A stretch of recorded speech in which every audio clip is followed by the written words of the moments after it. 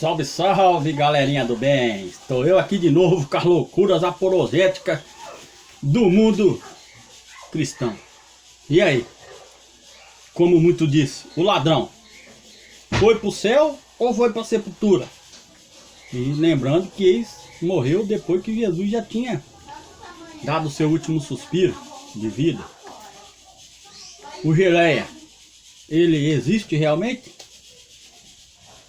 Nossos irmãos que têm uma crença na possível ideologia platônica do instantâneo à morte se reuniu ao céu perante Cristo, eles podem, assim como pensam de nós, estar errados, segundo esse pensamento, mas também não achamos que eles têm parte com o inimigo, apesar de segundo a nossa visão, ter uma doutrina e uma concepção errada da verdade. Mas o que nós devemos entender é que devemos estudar a Bíblia dentro do seu contexto e não isolar texto para defender a nossa tese, seguir daquilo que achamos e levar a palavra de Deus a se contradizer. Então devemos ser coerentes, tirar dentro de um contexto um texto que possa realmente colocar a palavra de Deus e expô-la com clareza, né? E você que está acompanhando esse canal do Caipira, mais louco do pedaço, com bom humor, quero trazer para vocês aí, que Deus acompanhe a todos nessa semana, esse primeiro dia que se inicia aí uma nova jornada. Derrame suas bênçãos, coloque seus anjos ao redor, dos que o temem, que é isso que a sua palavra promete. Mas analisando, a grande discussão de Lucas 23 não é uma vírgula que vai fazer a gente ser verdadeiros ou não com a palavra de Deus. E eu concordo com a situação da tese do Rodrigo Silva, em que existe uma vírgula ali, como algumas bíblias já colocam, e também sei que tem textos que aprovam dentro de muitos contextos a nossa visão de que no momento em que o homem perece, segundo Eclesiastes 9, 5, 6, ele deixa de existir, não tem parte mais alguma, e como Jesus em Mateus 12, 40, ele vai para o coração da terra, para o inferno, para a sepultura, esperar a ressurreição. Mas como defendemos essa ideia? Em vários textos em que a Bíblia ela só aprova a ressurreição, como Paulo vai dizer em Atos 26, 22, Não vou dizer nada além do que aquilo que Moisés e os profetas pregaram. E essa era a Bíblia desde Cristo, que vai haver ressurreição dos mortos. Mas na grande promessa que Jesus fez aos cristãos, uma promessa estendida também ao ladrão da cruz, quando a gente vai para João 14, não se turbe o vosso coração, creis em Deus, creis também em mim, Na casa de meu pai há muitas moradas, se não fosse assim eu não os teria dito, Mas eu vou preparar o lugar. E quando eu for e vos preparar lugar, aí eu voltarei e vos levarei para mim mesmo. E Lucas 23, 43, Jesus disse: na verdade te digo, hoje você estará comigo no paraíso.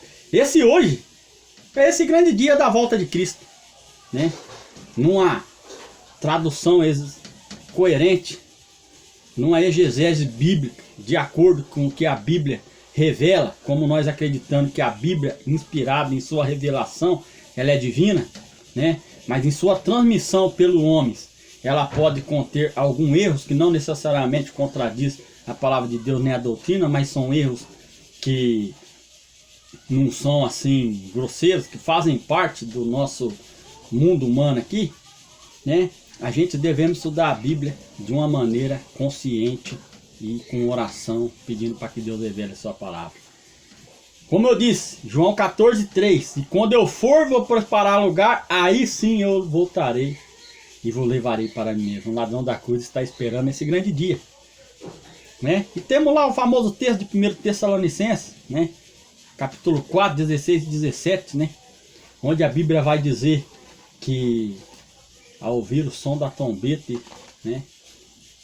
de Deus e a voz do arcanjo, os mortos ressuscitarão primeiro. Aliás, sobre o arcanjo, São Miguel, nós já discutimos várias vezes e temos as nossas bases para isso, Mas veja só o que diz aqui Mateus capítulo 25, versículo 31. Semelhantemente o clangor de trombeta de Cristo. E a minha tradução diz assim, Mateus 24, 31. E ele enviará os seus anjos com um grande clangor de trombeta, os quais reunirão seus escolhidos quatro ventos de uma extremidade à outra do céu. Um texto lido de maneira consciente, dentro do seu contexto, sem levar a Bíblia a se contradizer, né? Temos alguns outros textos aqui para apresentar? Sim. E eu queria ler com vocês também aqui Apocalipse 20, versículo 4. E onde a Bíblia vai dizer: vi também tronos, e nestes sentaram-se aqueles a qual foram dada a autoridade de julgar. Quem foi dado a autoridade de julgar? 1 Coríntios 6, 2. Paulo diz, vocês não sabem que vocês vão julgar? Lê lá.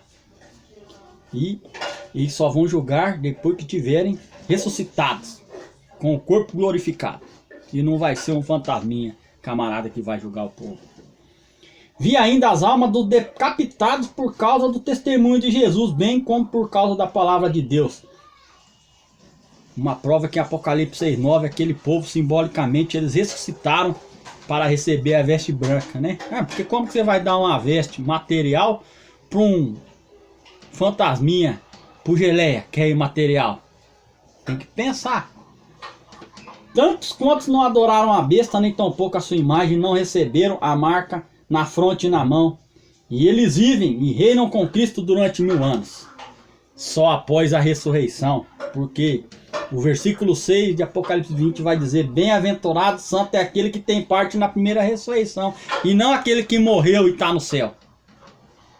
Estude a Bíblia dentro do seu contexto e leia ela com calma e oração, para que Deus te revele a verdade.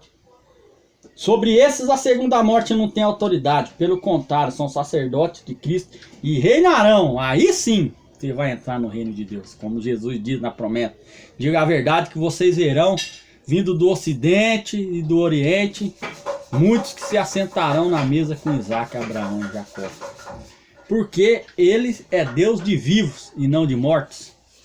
Então, mediante a ressurreição, você tem em Cristo a vida eterna. Porque quem tem a vida eterna é só Deus, segundo aquilo que a Bíblia diz, e não o homem. É isso que o caipira queria dizer para vocês. Se afaste do engano. Trate com respeito os irmãos que acreditam no geleia, que fazem parte da trupe dos fantasminhas, Chico Xavier. Mas saiba ter educação e o amor de Cristo para que você possa fazer com que eles enxerguem e entendam a verdade de Deus. Que Deus nos abençoe e nos ajude, porque a promessa de Cristo é que quando o lugar lá estiver preparado, aí ele vai voltar e nos levar com ele, né? Como a gente já provou aqui, ele não vem com os fantasminhas no céu, vem ele e seus anjos. Só ler lá Mateus 16, 27 e muitos outros textos, né? Essa é a nossa bendita esperança, como diz Paulo, que esperamos a ressurreição. E aí vamos dizer, tragada foi a morte pela vitória. Que Deus te ilumine, te dê uma ótima semana. Um abraço do Caipira e até mais.